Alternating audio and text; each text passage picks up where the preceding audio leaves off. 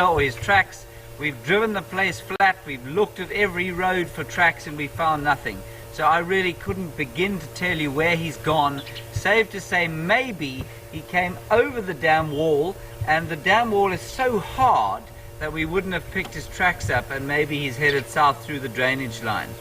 We've had lots of questions today about heat stress in animals and water, and the amount of water that is disappearing. Now, if you look around me, you can see that this water hole is starting to dry.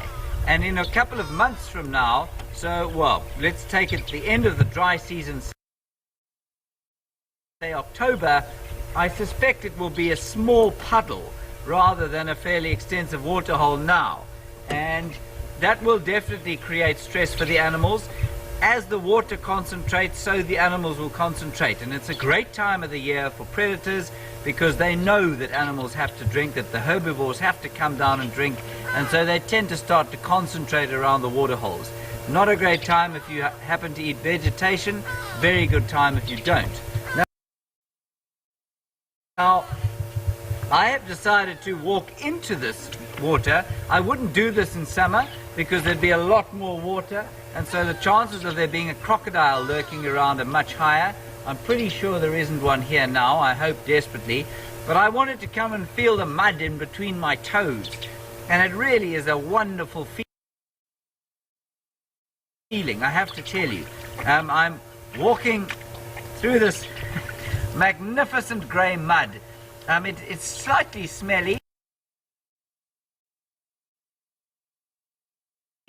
and for those of you who managed to see my dust bath yesterday, I don't think I'm going to be doing what the buffalo do here, but we talked a lot about heat stress earlier, and this kind of mud is ideal for buffalo. They like to cover their bodies in it. It gives them a protective sheath from the ectoparasites, and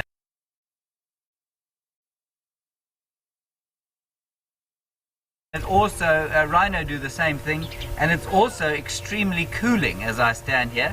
It's quite deep too. I'm in danger of falling over, and I hope that I don't. Anyway, that's the story of water. And the story of water out here is obviously crucial, given that it's semi-arid, and water holes like this become more and more important as the dry season progresses. I'll just get you a handful of this magnificent stuff.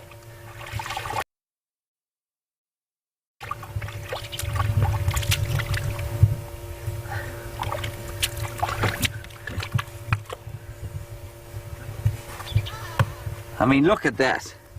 That is the most beautiful mud you can imagine. There must be all sorts of good things in there, from the buffalo, from the fish, from the birds. I mean, any spa treatment you had would have paled in significance with the skin benefits that something like this could give you, no doubt.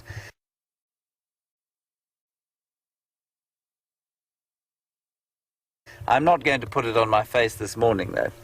And to wash my hands, and then we'll press on and see what else we can see. There are some wildebeest just wandering down. They've stopped short of the water hole because they're obviously a bit shattered by what they've seen of me climbing about in the water. The clay here, when it goes hard, or when it dries, is extremely hard. And that's the only reason that a water hole like this is able to maintain any kind of water, because the clay holds the water. And the smell of the mud is actually pretty clean. You'd expect it to smell like dung and fish, but it smells pretty clean. I'll clean my feet later. I won't subject you to having to watch that. We'll press on and see if we can't find one or two things. Remove my shoes out of the way, and off we go. I must say, it's a wonderful feeling of the earth squeezing between your toes.